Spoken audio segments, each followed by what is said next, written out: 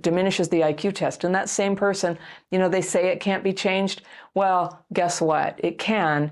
And it also can be changed across populations who, something correlated with performing less well on tests like that is being just in an oppressed class.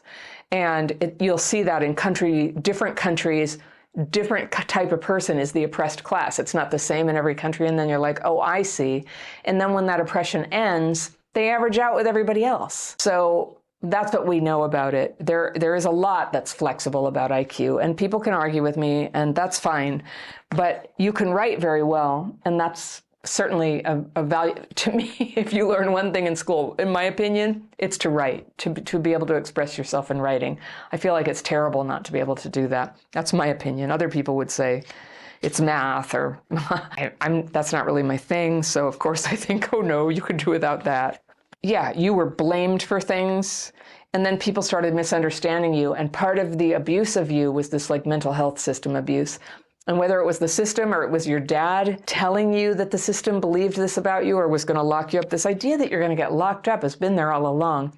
Now, I don't know. There's nothing in your letter that matches why anyone would say that about you. You were just there kind of trying, trying to get, like all kids, they just want to be included with the other kids like everybody else. That's what kids want. And we know how kids can be cruel. So if you were a little bit like slow in your movement or your self-expression, I would say my default answer is that's just the factory setting for you. That's your factory setting. And there's nothing wrong with that. Some people talk really fast and they could criticize themselves for that. Some people are very quiet. Some people are very talkative. Some people laugh all the time. Some people are never authentic. Let's just first say it's okay that everybody's different. I think the people in the comments will have helpful things, but one thing that could be going on with you is like a nervous system freeze mode. And I don't want to say that authoritatively. I don't know you. You've had horrible health care in your life. I don't know. They haven't really helped you at all. They've just made you feel terrible and like you're unfixable.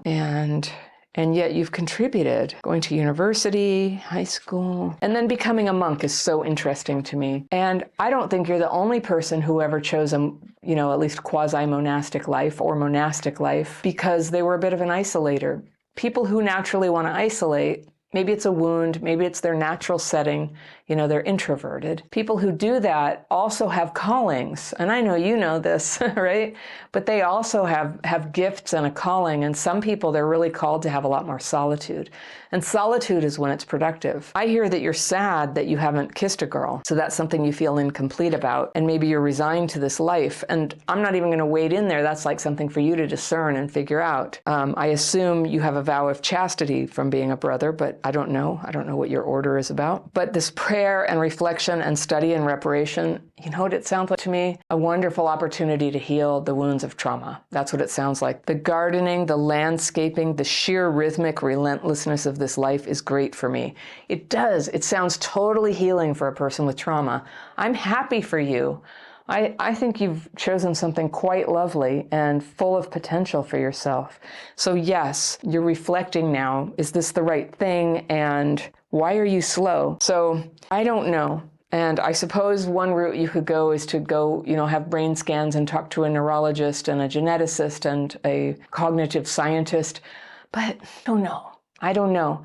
I know that trauma may have played a role. And I hear so many stories, this word that you're mentally retarded came up over and over and over again. It's like you were branded with it. Like you have a big tattoo, across your back. I think that can really be a self-fulfilling prophecy in a way. It can really disturb your natural sense of confidence. So now you're healing. Some of these things, they're so deep that like no amount of reasoning or exercises or books can exactly hit the spot. But what can is that prayer and reflection that you're doing. I can tell you that there were parts of myself that I was able to heal, and especially using the daily practice techniques I use, which I hope you've discovered and that you'll give a try to. They're very compatible with faith or no faith. And it's writing your fears and resentments, and you can do it in such a way where you're asking God to remove them, which is how I do it, and then resting your mind in meditation. Other people do it by releasing the fearful and resentful thoughts, but it's a very specific technique. So everybody watching this, please learn the technique and learn how to do it, because if you're not using the format exactly, it can make you feel worse. It can actually be like venting in the bad way.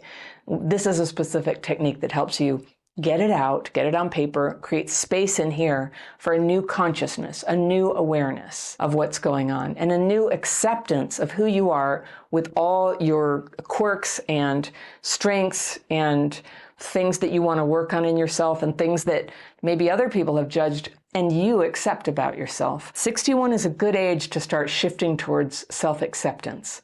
I'm really proud of you. I'm proud of you for living a life and landing in a situation that's got things that you love and that give you joy. And I promise you, that's what happened to me. The daily practice is slowly what unpacked the jammed up thoughts and emotions. And we now know that is a trauma wound. It's hard to process them. They get jammed up in there. It helps move them out. When that was flowing, I always say it's like wet leaves on a windshield. How are you going to drive the car when it's covered with wet leaves?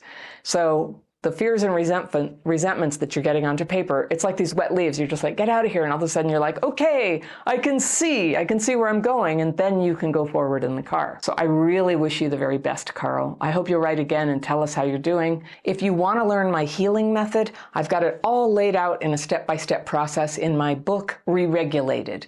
Set your life free from childhood PTSD and the trauma-driven behaviors that keep you stuck. You can order that book from an online seller right here, and I will see you very soon.